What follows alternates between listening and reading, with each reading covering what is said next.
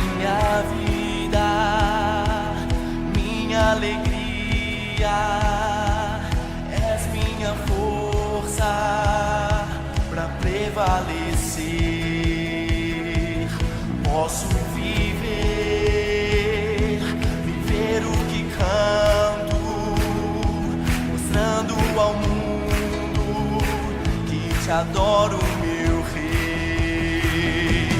Te agradeço, Senhor, viverei para teu louvor, como um filho que carrega o teu santo nome. Eu proclamarei o que canto, viverei cada dia. Te adoro, meu Rei.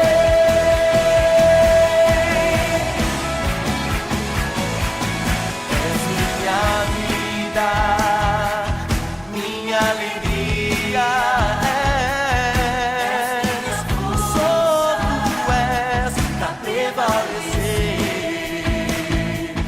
Posso viver o que canto, mostrando ao mundo que te adoro, meu Rei. Te agradeço, Senhor, viverei para teu louvor, como um filho que carrega o teu santo nome. Eu proclamarei o que canto, viverei cada dia. Te adoro, meu Rei. Eu te adoro. Você pode adorar a esse Deus de todo o coração.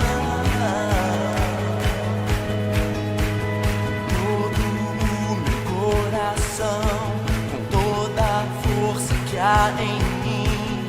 É assim que te adoro, meu Rei. Com todo o meu coração. É assim que te adoro, meu Rei.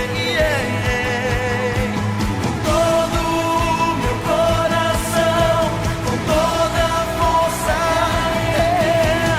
É assim que te adoro, meu Rei.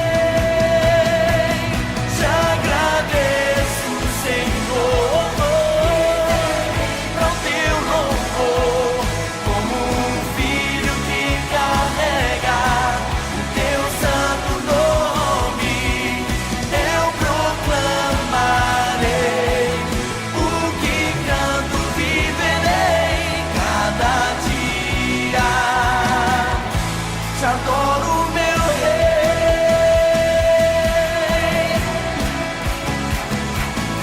Te adoro, meu Rei.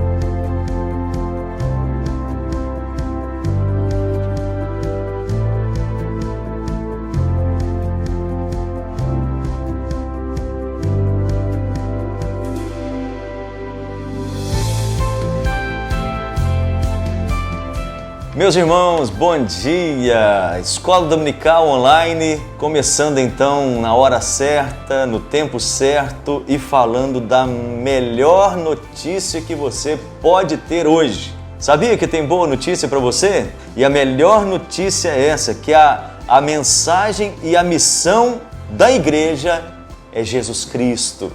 Então, nós temos ouvido tanta notícia ultimamente, notícias não tão boas, notícias que nos deixam tristes, notícias que nos deixam apreensivos. Então, pera lá, vamos mudar esse negócio aí e vamos agora pela manhã falar de uma coisa boa, primeiro dia da semana. Vamos pensar em coisas positivas e nada melhor do que falar da mensagem de Deus, da mensagem do céu, a mensagem que impactou o mundo. E a mensagem é que a igreja ainda é detentora da melhor resposta que o mundo precisa. O mundo está precisando de respostas e nós podemos dar a melhor resposta para o mundo, não é? Então, vamos lá, vamos participar então. Pegue a sua Bíblia para que a gente esteja agora compartilhando essa palavra, essa mensagem de salvação. Então vamos lá? Abriu a sua Bíblia? Atos capítulo 1, verso de número 8, ok? Vamos lá então? Diz aí o texto da palavra do Senhor: mas recebereis poder ao descer sobre vós o Espírito Santo e sereis minhas testemunhas, tanto em Jerusalém, como em toda a Judéia e Samaria e até os confins da terra. Olha que coisa boa! Você foi chamado, você foi chamada para ser testemunha de Jesus. Por onde você passar, você anuncia a pessoa maravilhosa de Jesus Cristo. Você faz parte desta igreja de Jesus. Você é um cristão e o cristão, ele deve mostrar ao mundo para que ele veio aqui na terra. Então, para que Jesus veio na terra? Se alguém perguntar para você, olha, o que Jesus veio fazer aqui? Então, olha só o que o texto fala para nós. Atos capítulo 1, verso 1, diz assim: escrevi o primeiro livro, ó Teófilo, relatando todas as coisas que Jesus começou a fazer e a ensinar. Então, o Evangelho de Lucas mostra para nós tudo o que Jesus veio fazer e a ensinar. Então, se você quiser saber o que Jesus veio fazer na terra e veio ensinar, leia os evangelhos, leia o Evangelho de Lucas. Você vai ver que coisa maravilhosa. Você vai perceber sobre a vida, a obra, o ensinamento de Jesus e vai então dar esperança a esse mundo tão perdido.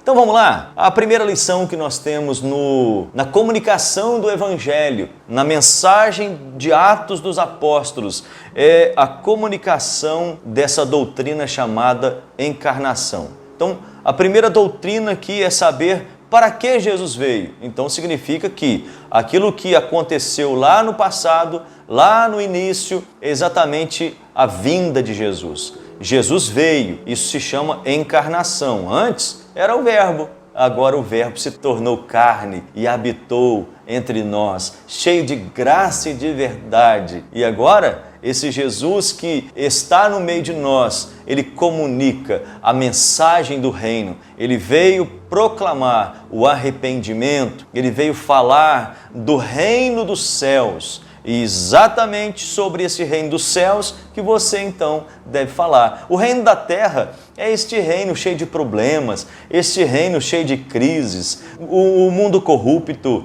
tantas coisas terríveis que nós estamos ouvindo nesses dias aí, mas aí Jesus, ele mostra para nós que ele não morreu em vão por nós. Ele veio, ele cumpriu o seu ministério, morreu naquela cruz e a sua morte é para que pudéssemos agora ter vida. A vida agora que podemos viver, ela está em Jesus. Jesus Cristo, o Senhor da nossa vida. Então, Jesus morreu por nós. E a morte de Jesus, ela é impactante. A ceia do Senhor fala para nós a respeito de que quando Jesus, ele morre, ele quer deixar algo para nós também, podermos assim comunicar. Jesus não morreu em vão. A morte de Jesus, ela é comunicada. A chamada morte de cruz é para demonstrar e para a aplicação maior na caminhada do cristão na terra é de saber que não haveria possibilidade alguma de nós, como seres humanos, morrer por nós mesmos, salvar a nós mesmos. A morte de Jesus nos livra dessa condenação eterna. Ele morreu para que pudéssemos ter vida. você percebe que essa morte de Jesus, ela comunica algo muito interessante para nós. Porque na morte, essa morte de Jesus, ela remove, ela cancela, ela destrói o escrito de dívida que estava contra nós. Então antes, devedores, mortos nos delitos e pecados, a morte de Jesus, ele rasga esta promissória, esse escrito de dívida que estava contra nós. Diante da encarnação, da morte vicária, agora nós podemos compreender um pouco da ressurreição, a chamada ascensão de Jesus. Então, ele ressuscita e agora ele é assunto aos céus. O texto de Atos, capítulo 1, de 9 a 11, fala sobre essa ida de Jesus, né? Assim como ele agora sobe, nós também o veremos. Essa vinda de Jesus, essa volta de Jesus,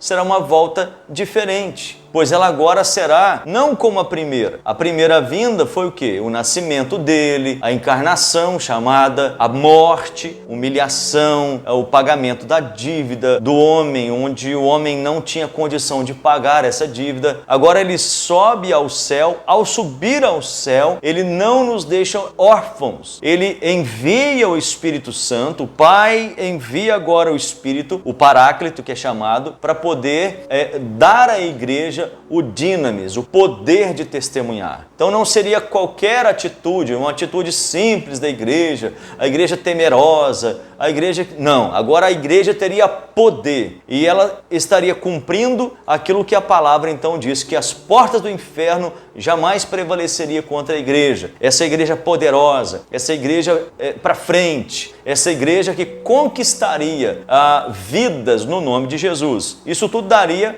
por causa dessa subida de Jesus ao céu e a vinda do Espírito Santo sobre a igreja. Diante dessa ideia primária, o que nós devemos agora compreender a respeito dessa mensagem e a missão da igreja aqui na terra? Então a primeira coisa é que o Senhor, ele está conosco para restaurar a nossa vida, para que nós, como servos do Senhor, pudéssemos agora proclamar o nome dele para vidas perdidas, carentes e completamente necessitadas da salvação por meio desta proclamação que a igreja agora tem que fazer. A igreja foi ordenada, há uma ordem para que a igreja agora cumpra, e este cumprimento é exatamente isso. A ideia inicial lá dos discípulos era tentar descobrir se era exatamente o tempo em que Jesus restauraria o reino. E ele disse que não seria essa parte dele, o Pai saberia. Mas os evangelhos, eles declaram qual era a missão de Jesus, qual era o papel de Jesus. E ele fala que o reino dele não era daqui. Na oração do Pai Nosso, ele ensina: venha o teu reino, faça a tua vontade. Só que eles não entenderam muito bem a respeito disso. E a igreja hoje também, ela não está entendendo muito bem sobre o papel dela na terra. A igreja, cada dia mais, ela tem se voltado para dentro dela mesma. Ela tem, algumas igrejas hoje, vivem como uma boa associação, uma associação de pessoas bacanas da sociedade e tal, mas elas não, muitas vezes, têm o papel proclamador, testemunhal, o papel missional da igreja, de quebrar os grilhões, de ser agora aquela comunidade que impacta a sociedade, aquela igreja que ela exatamente proclame o evangelho de Jesus Cristo, não simplesmente um evangelho da boa vontade, um evangelho da boa vizinhança, um evangelho de gente tão boazinha, que tem ali as suas obrigações cristãs e não muda nada. Não, a igreja, ela tem o poder da transformação. A igreja, ela recebeu de Deus o poder dinâmico e ela agora tem que proclamar o nome do Senhor. Por isso que a palavra do Senhor fala: e sereis minhas testemunhas. Onde? Em Jerusalém. Então, preste atenção nessa palavra, em Jerusalém. Então ali o texto fala muito claro, quando Jesus diz a respeito dessa promessa que viria sobre a igreja. Vocês vão permanecer em Jerusalém até que sejam revestidos. E a partir do momento que eles permanecem, o revestimento vem e aí nós vemos a igreja agora atuar. A igreja agora vai crescer. E a Bíblia fala sobre isso, que a igreja crescia em graça, em conhecimento, mas também ela crescia em número. Era uma igreja crescente. Não era uma igreja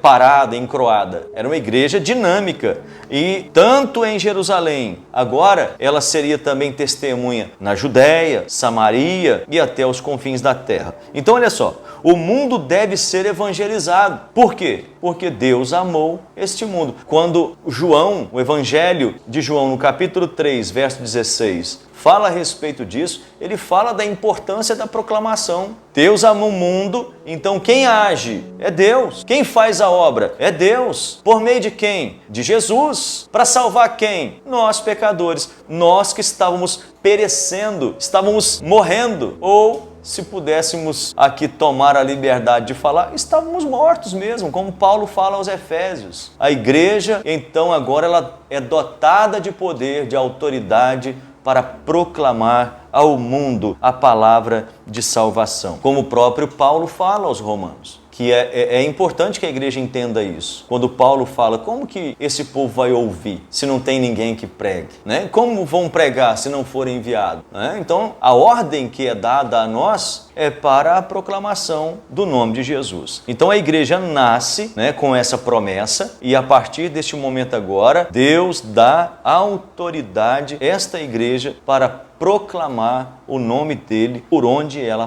passar. Por onde a igreja passar, por onde você passar, por onde a igreja for plantada, a igreja ela terá por objetivo de transformar à sua volta todas as coisas. Então a igreja precisa ser uma igreja relevante. E ser uma igreja relevante num tempo em que hoje a igreja tem se perdido, não a igreja de Cristo, mas a chamada igreja institucional. Essa igreja institucional, ela tá se perdendo. Então a gente muitas vezes tem mais preocupação em agradar, em cuidar ali de detalhes e tal, do que exatamente o povo que foi transformado, que é salvo por meio de Jesus Cristo, ele enfrentar as agruras, ele enfrentar os lobos vorazes. A igreja precisa estar atuante nesse mundo,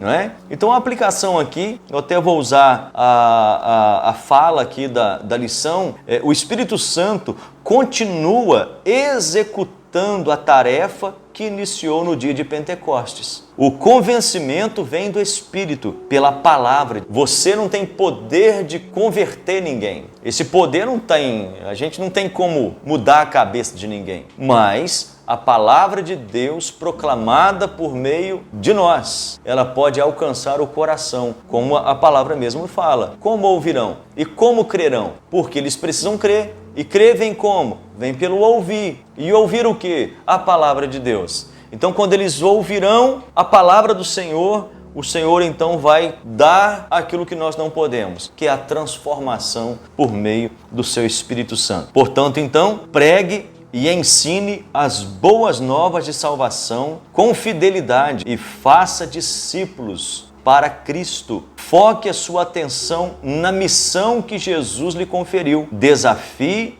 e estimule outros cristãos a discipular ao menos uma pessoa durante os próximos meses. Imagina você, uma igreja que está ali em Jerusalém e ela alcança o mundo inteiro. Ela alcança Roma, Arábia, Egito, Capadócia e vai embora. O mundo ali conhecido é alcançado pela proclamação do nome de Jesus. Todos os povos ouvindo a mensagem da cruz, a mensagem do Evangelho. Imagina só, hoje o mundo está sabendo de um nome e o nome é coronavírus. Se a igreja de Jesus atuar com poder e graça, falando do amor de Cristo, sendo exatamente a proclamadora do Evangelho do Senhor, eu tenho certeza que muitos saberão muito mais de Jesus do que de outra coisa qualquer. Nós estamos perdendo tempo quando nós não proclamamos o nome de Jesus e nem o Evangelho. Nós somos uma igreja evangélica. Sendo nós evangélicos, nós precisamos proclamar o Evangelho. Então, nesse dia de domingo, você está convocado a fazer pelo menos 5 ligações. Você vai fazer aí 5 ligações para aqueles amigos, aquele parente que ainda você sabe que está faltando um pouquinho ali. Ou talvez aquele amigo que ainda não teve o encontro com Jesus. E você vai usar então o poder da palavra de Deus, a unção do Espírito Santo que está sobre você, que é a igreja de Jesus, e vai então falar sobre o amor de Deus tão grande que entregou Jesus para morrer e para nos dar salvação. O desafio hoje é 5 pessoas e eu encontro você às 19 horas com o culto online e gostaria de que você estivesse compartilhando o link. Logo após aqui vai ser colocado o link do culto à noite. Espero você, que Deus te abençoe, um bom dia, um bom almoço. Assim eu me despeço em nome de Jesus.